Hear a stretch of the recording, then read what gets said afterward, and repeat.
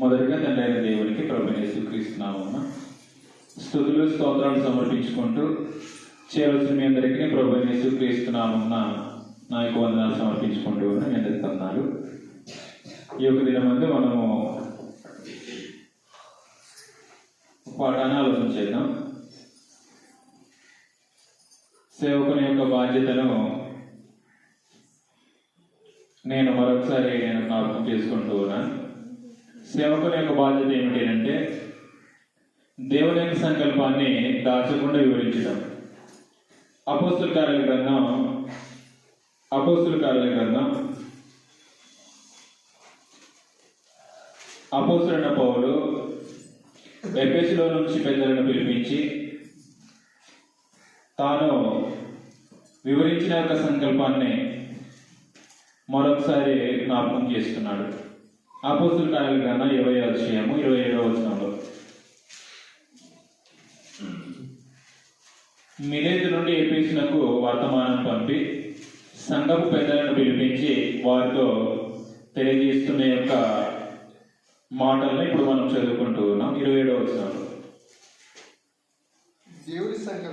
దేవుని సంకల్పమంతయు మీకు తెలపకుండా నేనేమీ దాచుకోనలేదు అనేసి అంటున్నాడు. అంటే సువార్తికుని యొక్క బాధ్యత ఏమిటంటే దేవుని యొక్క సంకల్పాన్ని ఏది దాచకుండా వివరించవలసినటువంటి బాధ్యత సువార్తికునికి ఉంది.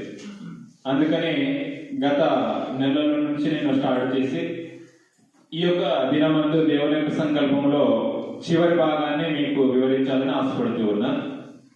ఈ యొక్క చివరి భాగాన్ని వివరించినట్లయితే దేవుని యొక్క సంకల్పాన్ని అంతా నేను వివరించేసాను అనే యొక్క విషయాన్ని మీరు గుర్తించుకోవాల్సినటువంటి అవసరం ఉంది. ఈ యొక్క దినమందు దేవుని యొక్క సంకల్పంలో చివరి భాగం రోమీయులకు రాసిన పత్రిక 8వ అధ్యాయము 28-29 వచనంలో ఉన్న సంగతిని మనం ఈ యొక్క దినమందు ఆలోచన చేస్తాం. దేవుని యొక్క సంకల్పములో చివరి యొక్క భాగాన్ని ఈ యొక్క దినమందు ఆలోచన చేస్తున్నా. ఈ యొక్క దినంతో నేను దేవుని యొక్క సంకల్పాన్ని ముగిస్తూ ఉన్నాను. రోమీయులకు రాసిన పత్రిక 8వ అధ్యాయం 28వ వచనం, దేవుని ప్రేమించు వారికి అనగా ఆయన సంకల్పము చొప్పున పిలువబడిన వారికి మేలు కలుగుటకై సమస్తమును సమకూడి జరుగుచున్నవని ఎరుగుదుము. 29వ వచనం, ఎందుకనగా తన కుమారుడు అనేక సహోదరులలో జ్యేష్ఠుడగునట్లు దేవుడు ఎవరిని ముందుగా ఎరిగినో వారు తన కుమారునితో అది సారూప్యము గల వారగుటకు వారిని ముందుగా నిర్ణయించెను. ఈ యొక్క దినమందు దేవుని యొక్క కుమారునితో సారూప్యము అన్నది సాధించాలన్నది దేవుని యొక్క సంకల్పంలో ఒక భాగం. దేవుని సంకల్పంలో సంపూర్ణులగుట,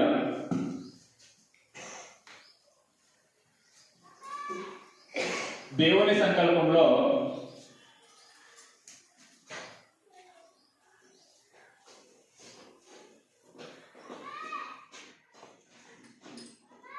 సంపూర్ణులగుట.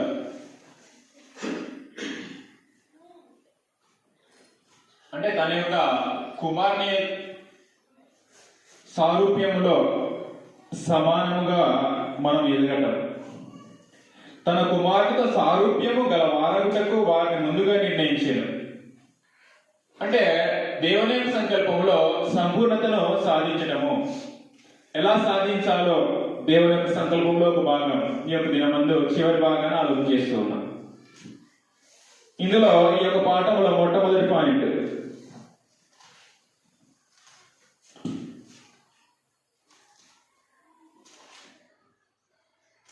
సంపూర్ణత అనగా ఏమిటి? సంపూర్ణత అనగా ఏమిటి? సంపూర్ణత అనగా ఏంటో మనం ఆలోచన చేస్తున్నప్పుడు గ్రంథంలో మనకు ఈ విధంగా మనం చదువుతాం. యోహాను సువార్త 1వ అధ్యాయము 14వ వచనంలో, యోహాను సువార్త 1వ అధ్యాయము 14వ వచనం, సంపూర్ణత అంటే ఏంటో మనం చదువుతూ ఉన్నాం. సంపూర్ణత కలిగిన వారు ఎవరు? ఎవరు సంపూర్ణులు అనే గ్రంథం తెలియజేస్తుంది అంటే యోహాను సువార్త 1:14 ఆ వాక్యము శరీరధారి కృపా సత్య సంపూర్ణుడు. అది కృపా సత్య సంపూర్ణుడు. యేసు ప్రభు ఎవరునంటే సంపూర్ణుడు, కృపా సత్య సంపూర్ణుడుగా మన మధ్య నివసించెను. యేసు ప్రభు ఎలాంటి వాడు అంటే కృపా సత్య సంపూర్ణుడు. యేసు ప్రభు సంపూర్ణుడు.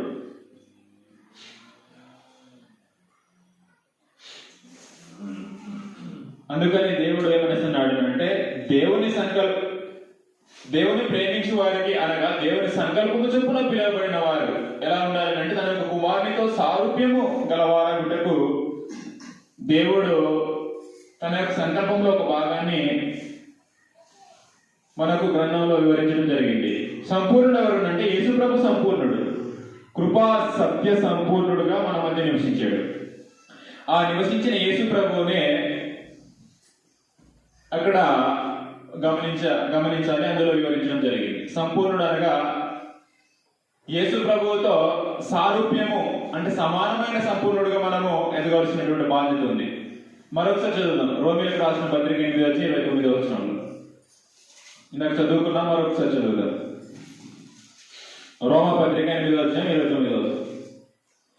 28వ నుంచి కంటిన్యూగా చూసినప్పుడు అక్కడ దేవుని ప్రేమించే వారికి అనగా ఆయన సంకల్పము చొప్పున పిలువబడిన వారికి, దేవుని యొక్క సంకల్పం చొప్పున పిలువబడిన వారికి దేవుడు ఎలా ఏర్పాటు చేశాడో 29వ వచనంలో, ఎందుకనగా తన కుమారుడు అనేక సహోదరులలో జ్యేష్ఠుడగునట్లు దేవుడు ఎవరిని ముందు ఎరిగినో వారు తన కుమారునితో అది సారూప్యం గలవారకు వారిని ముందుగా నిర్ణయించెను. తన కుమారునితో సారూప్యం అనేది సంపాదించాలి.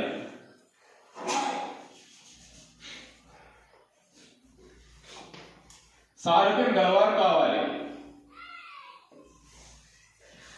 తన యొక్క కుమారుడు ఎలాగ సంపూర్ణుడో ప్రతి ఒక్కడు కూడా క్రీస్తు లాంటి సారూప్యము, క్రీస్తు లాంటి సంపూర్ణత అన్నది ఏం చేయాలంటే సాధించాలి. అది దేవుని యొక్క సంకల్పంలో చివరి భాగం. యేసుప్రభు సంపూర్ణుడు, సంపూర్ణమైన యేసుప్రభు ఎలాగైతే సంపూర్ణుడో తన కుమారునితో సంపూర్ణమైన యేసుప్రభువుతో సారూప్యం గల వారగుటకు దేవుడు ఏం చేశాడు అంటే ఏర్పాటు చేసుకున్నాడు. ఇప్పుడు తన కుమారుడు ఎలాగైతే సంపూర్ణుడు అలాంటి సంపూర్ణతను ఏం చేయాలంటే సాధించాలి. ఎఫెసీయులకు రాసిన పత్రిక 4వ ఎఫెసీయులకు రాసిన పత్రిక 4:11-12 మనమందరము విశ్వాస విషయములో మీరు గమనించాలి. అందరూ ఒకరు కాదు, మనమందరము అంటే సంఘంలో ఉన్న ప్రతి వారు కూడా మనమందరము విశ్వాస విషయములోను దేవుని కుమారుని గురించిన జ్ఞానం విషయంలోను ఏకత్వము పొంది అది ఇక్కడ వివరించాడు. సంపూర్ణ పురుషులు మగు వరకు అనగా వివరిస్తున్నాడు దాన్ని, అనగా క్రీస్తునకు కలిగిన సంపూర్ణతకు సమానమైన సంపూర్ణత కలవారగుటకు ఆయన ఇలాగ నియమించెను. క్రీస్తునకు కలిగిన సంపూర్ణతకు, క్రీస్తునకు కలిగిన సంపూర్ణతకు సమానమైన సంపూర్ణత,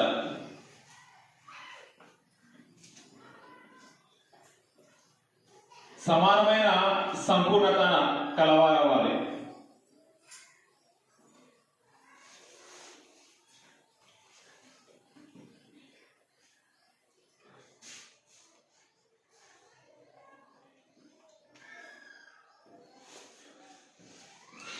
మీరు గమనించండి, క్రీస్తు సంపూర్ణుడు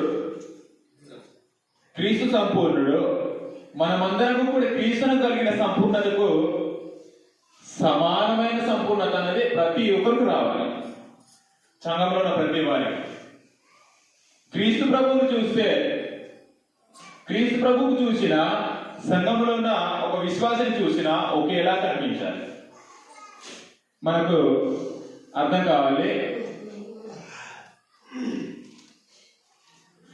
మనకు అర్థమయ్యేటట్టు. ఇక్కడ క్రీస్తు నిలబడి మనం అర్థం చేసుకోవడానికి, ఇందులో మనము నిలబడితే సమానంగా రావాలి. ఇప్పుడు ఒక పక్క ఒక తూనికేసి ఒక పక్క మనం నిలబడితే, ఒకవేళ ఒక బోటను పెడితే ఎలాగైతే ఆ కేజీకి సరిపడ్డ సమానమైన తూకం వస్తుందో, ఒక పక్క క్రీస్తు నిలబడితే ఒక పక్క మనం నిలబడితే సమానమైన తూకం రావాలి. అలాంటి ఒక సంపూర్ణత సాధించాలి. క్రీస్తునకు కలిగిన సంపూర్ణతకు సమానమైన సంపూర్ణత కలవారు కావాలన్నది దేవుడి యొక్క సంకల్పంలో భాగం. ఇప్పుడు సంపూర్ణత అనగా ఏంటో మనం చూస్తున్నాం. యేసుప్రభు సంపూర్ణుడు. సంపూర్ణ యేసుప్రభు లాగా ఉండాలని దేవుడు తన యొక్క సంకల్పంలో ఒక నిర్ణయం, తన యొక్క సంకల్పంలో భాగం అన్నది ఏర్పాటు చేయడం జరిగింది. ఆ భాగం ఏమిటి అంటే, తన కుమారునితో సారూప్యం గలవారు కావాలని దేవుడు ఏర్పాటు చేసుకున్నాడు. తన యొక్క కుమారుని యొక్క సంపూర్ణత ఏమిటంటే, క్రీస్తునకు కలిగిన సంపూర్ణతకు సమానమైన సంపూర్ణత సాధించాలి. అది దేవుని యొక్క సంకల్పంలో ఒక భాగం. అయితే మనము గుర్తించాలి. రెండవది,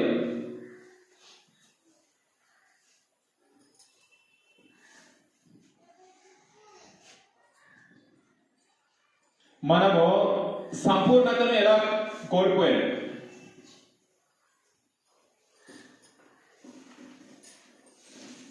ఎలాగో పోగొట్టుకున్నాం?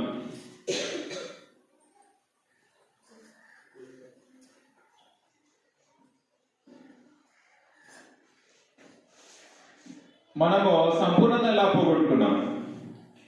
దేవుడు నరులను చేసినప్పుడు తాను ఎలాంటి సంపూర్ణుడు, నరులను కూడా సంపూర్ణులుగానే చేసాడు.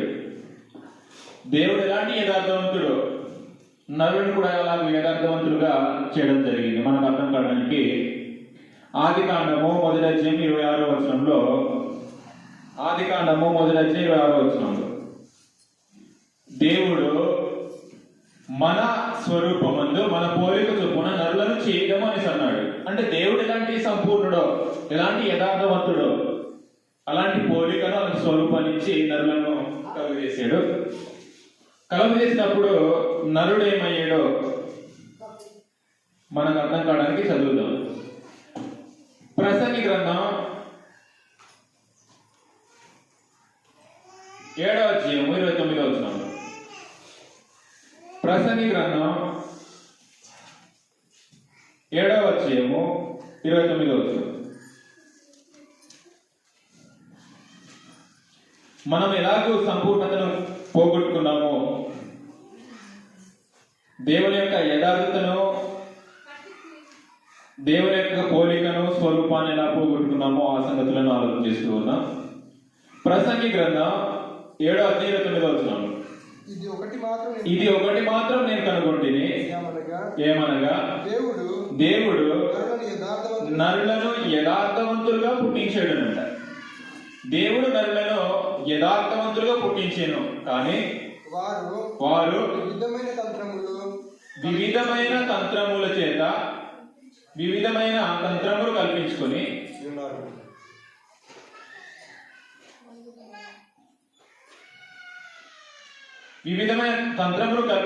ఉన్నారు. దేవుని యొక్క సంపూర్ణతను, యేసుప్రభు యొక్క సంపూర్ణతను మనం ఎలా పోగొట్టుకున్నాము అంటే, వివిధమైన తంత్రములు కల్పించుకొని ఆ యథార్థతను పోగొట్టుకున్నాము. వాస్తవానికి తంత్రములు కలిగిన వాడు ఎవరు అంటే, ఎఫెసీయులకు రాసిన పత్రిక 6వ అధ్యాయం. అసలు తంత్రాలు కలిగిన వాడు ఎవరు అంటే, ఎఫెసీయులకు రాసిన పత్రిక 6వ అధ్యాయము 11వ వచనం. మీరు అపవాది తంత్రములను ఎదిరించుటకు శక్తిమంతులగునట్లు దేవుడిచ్చు సర్వాంగ కవచమును ధరించుకొనుడి. ధరించుకొనుడి. మీరు అపవాది తంత్రములు ఎవరివి? అపవాది యొక్క తంత్రములను కల్పించుకొని దేవుని యొక్క సంపూర్ణతను పోగొట్టుకున్నాం.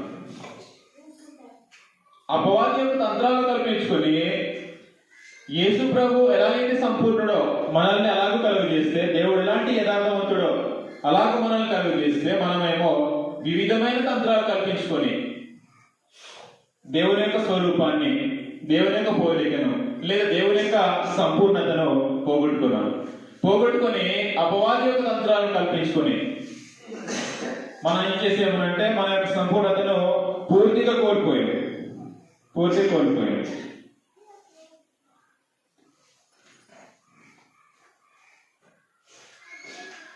ఇంకా మనము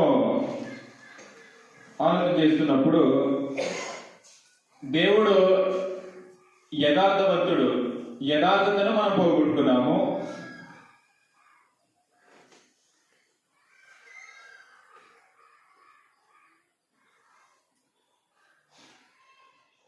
తర్వాత దేవుడు లాంటి వాడు అంటే యోహాను సువార్త లేదా ప్రకటన గ్రంథం ఒకసారి చదువుదాం. లేదా యోహాను సువార్త 17:25 దేవుడు లాంటి వాడు అంటే నీతిమంతుడు లేదా నీతి స్వరూపుడు. యోహాను సువార్త 17:25 నీతి స్వరూపుడు తండ్రి అనేసి అన్నాడు. దేవుడు అంటే వాడు అంటే నీతి స్వరూపుడు లేదా నీతిమంతుడు. నీతి స్వరూపుడు అన్నా నీతిమంతుడు. దేవుడు నీతిమంతుడైన దేవుడు మనల్ని కూడా నీతిమంతులుగా చేశాడు. ఆ నీతిని మనం ఎలా పోగొట్టుకున్నాము అంటే రోమీయులకు రాసిన పత్రిక 3:23 రోమా పత్రిక 3:23 ఏ భేదమును లేదు, అందరూ పాపము చేసి దేవుడు అనుగ్రహించు మహిమను పొందలేకపోతున్నాము. మనము నీతిని ఎలా పోగొట్టుకున్నాము అంటే పాపము చేసి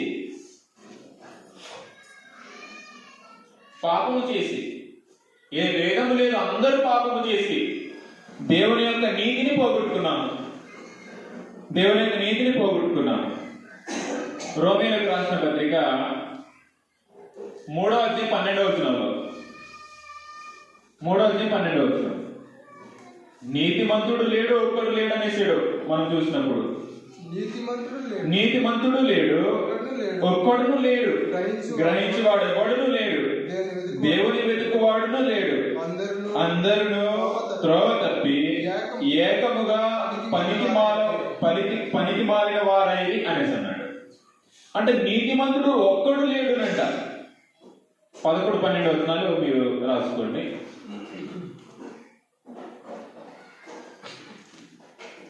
నీతిమంతుడు ఒక్కడు లేడు. ఒక్కడు లేకుండా అందరూ పాపం చేసి దేవుని యొక్క నీతిని పోగొట్టుకున్నారు. ఇంకా మనం చూసినప్పుడు ప్రకటన గ్రంథం దేవుడు ఎలాంటి వాడు అంటే ప్రకటన గ్రంథం 6:12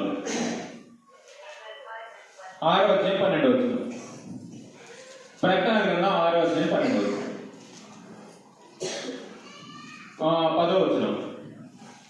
10 అనేసన్నాను. 10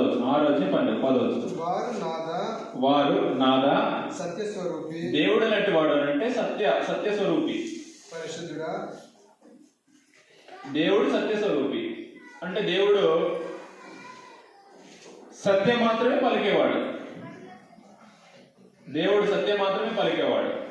అంటే సత్యము మాత్రమే మాట్లాడేవాడు దేవుడు సత్యస్వరూపి. మనల్ని కూడా సత్యము ఎలాగైతే మనిషి ప్రతివాడు కూడా సత్యమే మాట్లాడాలి. కానీ సత్యాన్ని ఏం చేసేవారంటే కోల్పోయారు. ఎలాగునంటే పాపం చేసి సత్యాన్ని కోల్పోయి అంటే సత్యాన్ని పలకలేదు. పలకకుండా ఏం మాట్లాడుతున్నారు అంటే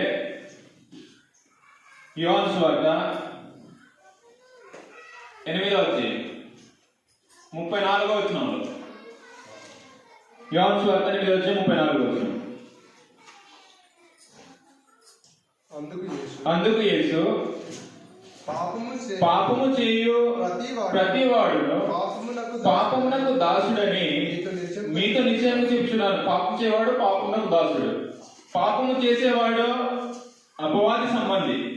1 యోహాను పత్రిక 3వ అధ్యాయము,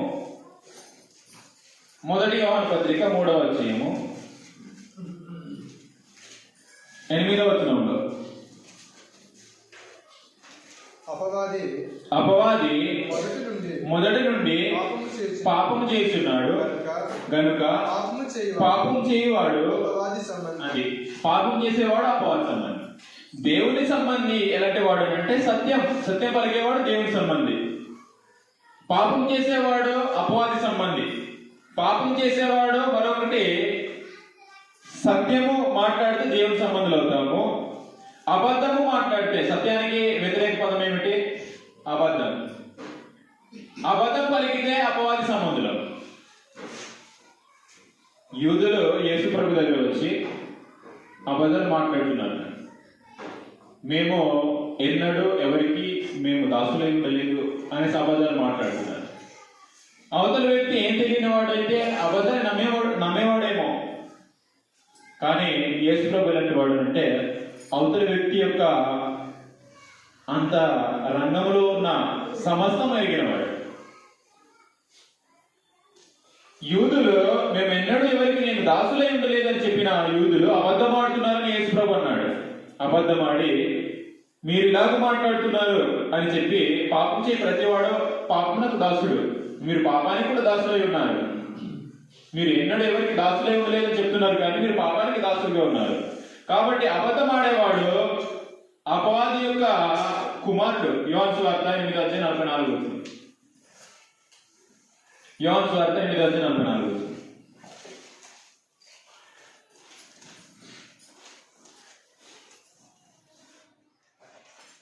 యోహాను సువార్త 8:44. మీరు మీ తండ్రి యొక్క అపవాది సంబంధులు, మీ తండ్రి దురాశను నెరవేర్చుకోవచ్చున్నారు. అపవాది యొక్క దురాశలు ఏంటో కింద వివరిస్తున్నాడు. ఆది నుండి వాడు నరహంతకుడు అయి ఉండి సత్యమందు నిలిచినవాడు కాడు. మీరు గమనించండి, సత్యమందు నిలిచినవాడు దేవుని సంబంధి, సత్యమందు నిలవని వాడు అపవాది సంబంధి. వాడు సత్యమందు నిలిచినవాడు కాడు, వానిలో సత్యమే లేదు. ఈ విషయాన్ని మీరు మనసులో పెట్టుకోవాలి. వాడు అబద్ధమాడినప్పుడు తన స్వభావం అనుసరించే మాట్లాడును. వాడు అబద్ధికుడును, అబద్ధమునకు జనకుడునై ఉన్నాడు అనేస్తున్నాడు. జనకుడునై ఉన్నాడు అని చెప్పి అక్కడ కింద పుట్టినోట్లో ఏమనేసి అన్నాడు అంటే అబద్ధికుడికి జనకుడునై ఉన్నాడు. అంటే ఎవరైతే అబద్ధం ఆడతాడో, అబద్ధం ఆడే వారికి అపవాది ఏమై ఉన్నాడు అంటే జనకుడు అంటే తండ్రి ఉన్నాడు. మీరు చాలా జాగ్రత్తగా మనసు పెట్టాలి. మనం ఎలాగ సంపూర్ణత పోగొట్టుకున్నాము అని ఆలోచన చేస్తున్నాం. ఎలా పోగొట్టుకున్నాము అంటే వివిధమైన తంత్రాలు కల్పించుకొని దేవుని సంబంధులు అపవాది సంబంధులుగా మారిపోయాము. తర్వాత నీతి స్వరూపాన్ని అంటే నీతిని పోగొట్టి, నీతిమంతుడు దేవుడు నీతిమంతుడు, అలాంటి నీతిమంతులుగా మమ్మల్ని కలుగజేసినప్పుడు ఆ నీతిని పాపం చేసి పోగొట్టుకున్నాం. దేవుడు సత్యస్వరూపి, దేవుడు సత్యం మాట్లాడేవాడు, అబద్ధం ఆడనేరని దేవుడు. దేవుడు ఎప్పుడు ఎన్నడూ అబద్ధం ఆడాడు. అలాంటి అబద్ధం ఆడని వారిగా మనల్ని దేవుడు కలుగజేస్తే అబద్ధం ఆడుతూ అబద్ధాలు పలుకుతూ అపవాది కుమారులయ్యాం. ఇలాగో మన యొక్క సంపూర్ణతను పోగొట్టుకున్న వారందరూ కూడా ఏదైతే పోగొట్టుకున్నారో ఆ పోగొట్టుకున్న దాని అంతటినీ దేవుడు మనలో ఇవ్వాలని, అది క్రీస్తు ద్వారా ఇవ్వాలని, క్రీస్తులో ఇవ్వాలని దేవుడు సంకల్పం చేశాడు. ఆ సంకల్పం ప్రకారంగా ప్రతి వారు కూడా తన యొక్క కుమారునితో సమానమైన సంపూర్ణత కలవారు కావాలన్నది దేవుని యొక్క ఏర్పాటు. ఆ ఏర్పాటు ఎలాగో ఇప్పుడు నేను చివరి పాయింట్ నేను చెప్పి నేను ముగిస్తాను. ఎక్కువసేపు వివరించాడు. సంపూర్ణతను సాధించడం దేవుని యొక్క ఏర్పాటు. దేవుని యొక్క సంకల్పంలో ఇదే చివరి భాగం.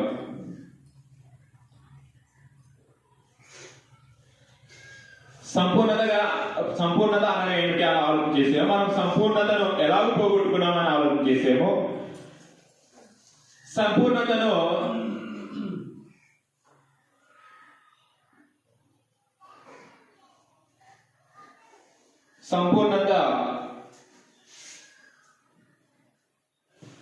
సంపూర్ణతను సాధించుటకు దేవుని ఏర్పాటు. సంపూర్ణతను సాధించుటకు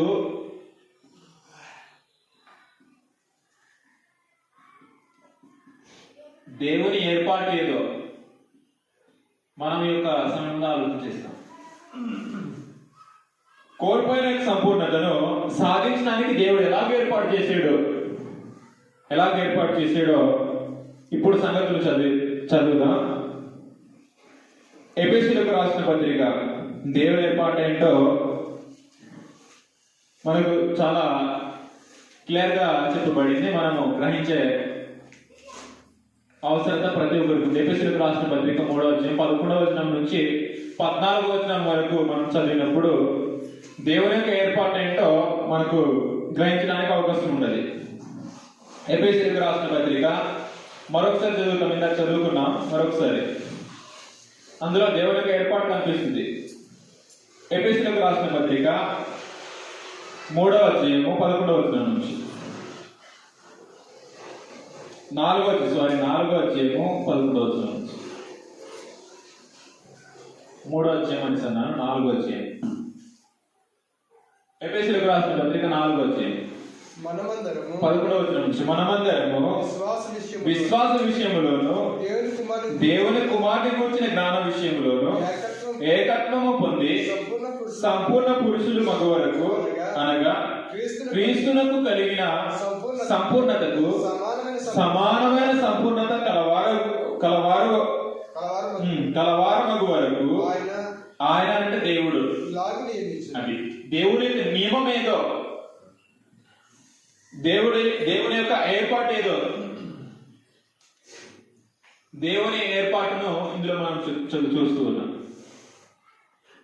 దేవుని ఏర్పాటు ఏంటో మనం కింద చదివితే ఇంకా అర్థమవుతుంది. దేవుని ఏర్పాటు ఏంటంటే 13వ వచనం పరిశుద్ధులు. ఇప్పుడు పరిశుద్ధులు అంటే సంఘం మొత్తం, ఒకరి గురించి మాట్లాడలేదు, పరిశుద్ధులందరిని గురించి. అందుకని పైన మనమందరము అనేసి మాట్లాడాడు. ఇప్పుడు పరిశుద్ధులు అనేసి మాట్లాడుతున్నాడు.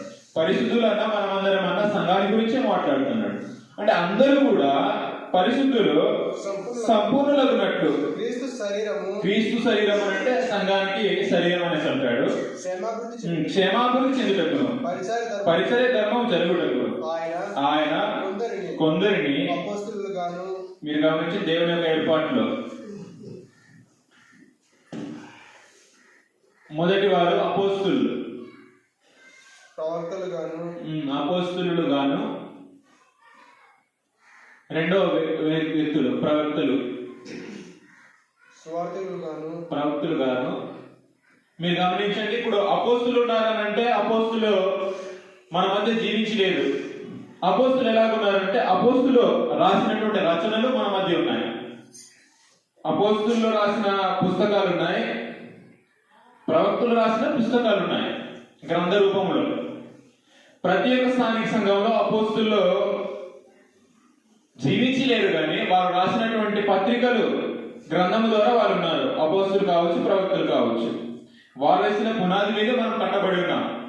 వారు రాసినటువంటి రచనలను మనము చదువుతూ వాటి ద్వారా మనము సంఘములో చేర్చబడి ఉన్నాము. అపోస్తులు గాను, ప్రవక్తలు గాను. మీరు గమనించండి, ఇప్పుడు మనకు ఉండవలసిన వారు ఎవరు? కాపర్లు ఉండాలి. కాపర్లు గాను, ఉపదేశకులు గాను, రెండో వ్యక్తులు, రెండో రకమైన బోధకులు, ఉపదేశకులు గాను నియమించు.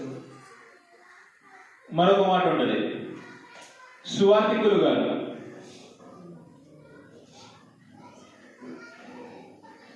దేవుడు ఏం చేసాడు అంటే నియమించాడు. ఎందుకు నియమించాడు అంటే సంపూర్ణత, సంఘం మొత్తం సంపూర్ణత అన్నది సంపూర్ణ పురుషులు అవ్వాలన్నది దేవుని యొక్క నియమం, ఏర్పాటు. అందుకని 3 రకాలైనటువంటి దేవుని యొక్క సంఘాన్ని నడిపించే విషయంలో 3 రకాలుగా నాయకుల నుండి రావాలి. పరిశుద్ధులు సంపూర్ణులగునట్లు క్రీస్తు శరీరం క్షేమాపురి చెందుటకును పరిచర్య ధర్మం జరుగుటకును ఆయన కొందరిని అపోస్తులు గాను, కొందరిని ప్రవక్తలు గాను, కొందరిని సువార్తికులు గాను. సువార్తికులు ఉంటారు, ఉపదేశకులు ఉంటారు, కాపరులు ఉండాలి. ఈ 3 రకాలైనటువంటి వారు దేవుని యొక్క వాక్యాన్ని సమయమందు అసమయమందు, దేవుని యొక్క వాక్యం ఏం చేయాలంటే సమయంతో పని లేకుండా, సమయమందు అసమయమందు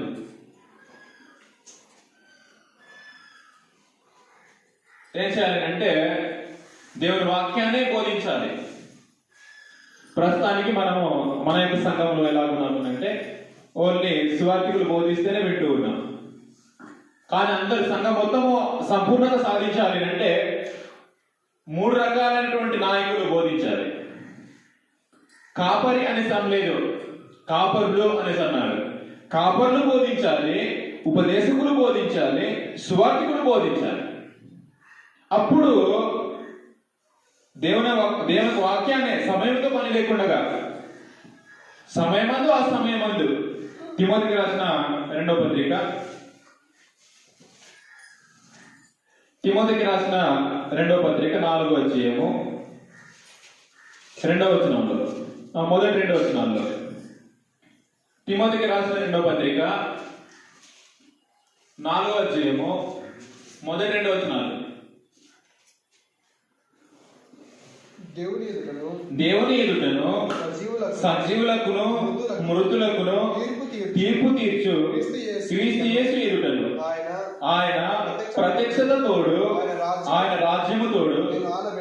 మీరు గమనించండి ఎలా చెప్తున్నాడు అంటే నేను ఆనబెట్టి చెప్పుకున్నదేమనగా వాక్యమును ప్రకటించుము, సమయమందును ఆ సమయమందును ప్రయాసపడము, సంపూర్ణమైన దీర్ఘశాంతముతో ఉపదేశించుచు ఖండించుము, గద్దించుము, బుద్ధి చెప్పుము.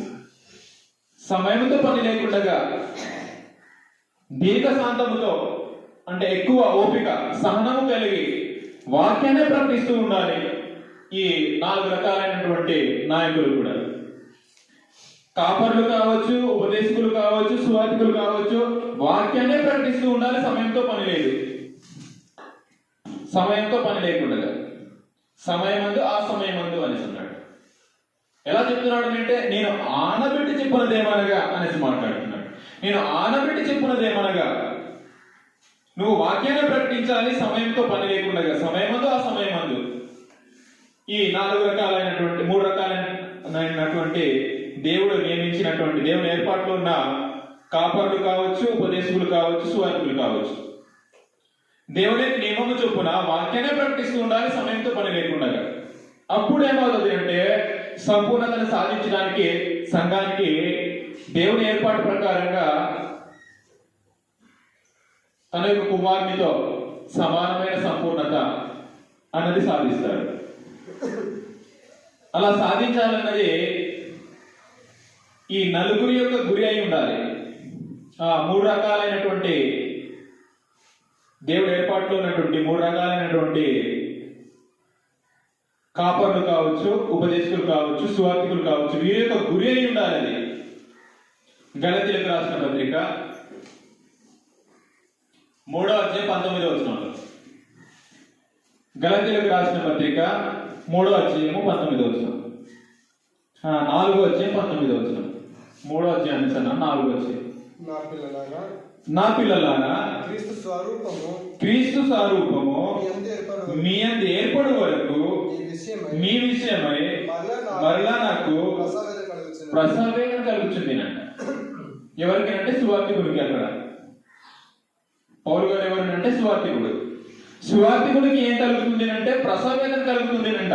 ఎందుకు ప్రసవేదన కలుగుతుంది అంటే క్రీస్తు స్వరూప్యం మీ యందు ఏర్పడే వరకు. క్రీస్తు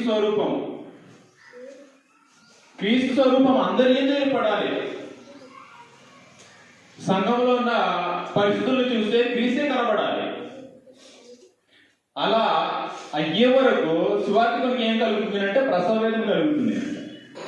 క్రీస్తు స్వరూపం మీ అందు ఏర్పడే వరకు నాకు ప్రసవేదన కలుగుతుంది. అలాంటి ప్రయాస, అలాంటి ఒక పాటు అన్నది ఎవరు తీసుకోవాలంటే కాపర్లు కావచ్చు, ఉపదేశకులు కావచ్చు, సువార్థికులు కావచ్చు. వారి యొక్క లక్ష్యం అది. ప్రతి వారిని కూడా క్రీస్తు యందు నిలబెట్టాలి. ఎలాగుంటే క్రీస్తు సమానమైన సంపూర్ణత కలవారు అయ్యేటట్టుగా. మనకు అర్థం కావడానికి ఒక కాటువారు ఎలాగైతే తూనిక పెట్టి మూట పెడితే సమానంగా వస్తే అది ఇన్ని కేజీలు వచ్చిందని ఎలాగ మనం గుర్తిస్తామో, క్రీస్తుని అవతల నిలబెట్టి మనం యువతలు నిలబడితే సమానమైన సంపూర్ణత రావాలి. అలాంటి ఒక సమానమైన సంపూర్ణత రావాలన్నది దేవుడు తన యొక్క సంకల్పంలోనే ముందుగా ఏర్పాటు చేయడం జరిగింది. ఒక మాట నేను చదివి నేను ముగించేస్తాను. రోమీయులకు రాసిన పత్రిక 8వ అధ్యాయము 28-29 వచనాల్లో దాన్ని మరొకసారి నెమ్మదికి చదువుదాం, అర్థమయ్యే విధంగా. 28వ వచనం నుంచి దేవుని ప్రేమించే వారికి అనగా దాన్ని వివరిస్తున్నాడు. దేవుని ప్రేమించే వారు ఎవరు అనగా ఆయన సంకల్పము చొప్పున పిలువబడిన వారికి మేలు కలుగుటకై. మీరు గమనించండి, దేవునికి సంకల్పం ఉంది. ఆ సంకల్పము చొప్పున మనము పిలువబడిన వారు. ఎలా పిలిచాడు అంటే తన యొక్క సంకల్పం ప్రకారంగా దేవుడు సువార్త ద్వారా పిలిచాడు. తెస్సలోనికీయులకు రాసిన 2వ పత్రిక 14వ వచనంలో. మళ్ళీ ఇందులోనికి వస్తాం. మనము అర్థం చేసుకోవడానికి కొన్ని వచనాలు చదువుతాం. తెస్సలోనికీయులకు రాసిన 2వ పత్రిక 2వ అధ్యాయం 14వ వచనం. మీరు ఇలాగున రక్షింపబడి మన ప్రభు అయిన యేసుక్రీస్తు యొక్క మహిమను పొందవల్లని ఆయన అంటే దేవుడు మా సువార్త వలన మిమ్మల్ని పిలిచాను. దేవుడు తన సంకల్పము చొప్పున సువార్త ద్వారా పిలుస్తున్నాడు. ఆ పిలిచిన వారందరూ కూడా మీరు గమనించండి, దేవుడు ప్రేమించే వారికి అనగా ఆయన సంకల్పము చొప్పున పిలువబడిన వారికి మేలు కలుగుడికే సమస్తం సమకూడి జరుగుతున్నామని ఎరుగుదుము. 29వ వచనం కంటిన్యూగా 29వ వచనంలో. ఎందుకనగా తన కుమారుడు అనేక సహోదరులను జ్యేష్ఠుడుకున్నట్లు దేవుడు ఎవరిని ముందు ఎరిగినో వారు తన కుమారుడితో సారూప్యం గల వారు వారిని ముందుగా నిర్ణయించాను. తన కుమారుడితో సారూప్యం గల వారు ముందుగా ఏం చేశాడు అంటే దేవుడు నిర్ణయించాడు. సంకల్పంలో తన యొక్క సంకల్పంలో ముందుగా నిర్ణయించాడు. తన యొక్క కుమారుడితో సారూప్యం అనేది ప్రతి ఒక్కరు కూడా సాధించడానికి తన యొక్క కుమారుని భూలోకంలో పంపిస్తున్నప్పుడు సంపూర్ణుడుగా, కృపాసత్య సంపూర్ణుడుగా వారి మధ్య నివసింపజేసి తన యొక్క సంపూర్ణతలో ప్రతి వారు కూడా సంపూర్ణత అనేది సమానమైన సంపూర్ణతను సాధించాలనేది దేవుని యొక్క ఏర్పాటు. ఆ ఏర్పాటు ప్రకారంగా 3 రకాలైనటువంటి నాయకులను ఎన్నుకుని వారి ద్వారా దేవుని వాక్యాన్ని సమయంతో పని లేకుండా బోధిస్తూ ఉంటే వారి క్రీస్తు స్వరూపం అనేది ఏర్పడుతుంది. కాబట్టి ఈ విషయాలను మీ మనసులో ఉంచుకోవాలని దేవుని యొక్క సంకల్పంలో చివరి యొక్క భాగం ఏమిటంటే దేవుని సంకల్పంలో సంపూర్ణులుగా ఇది చివరి యొక్క భాగం అనే విషయాన్ని మీ మనసులో ఉంచుకోవాలని ఇంతవరకు ఓపికతో శ్రద్ధగా మీ అందరికీ ప్రభువు యేసుక్రీస్తు నామమున వందనాలు సమర్పించుకుంటూ ముగిస్తామని మీ అందరికీ వందనాలు.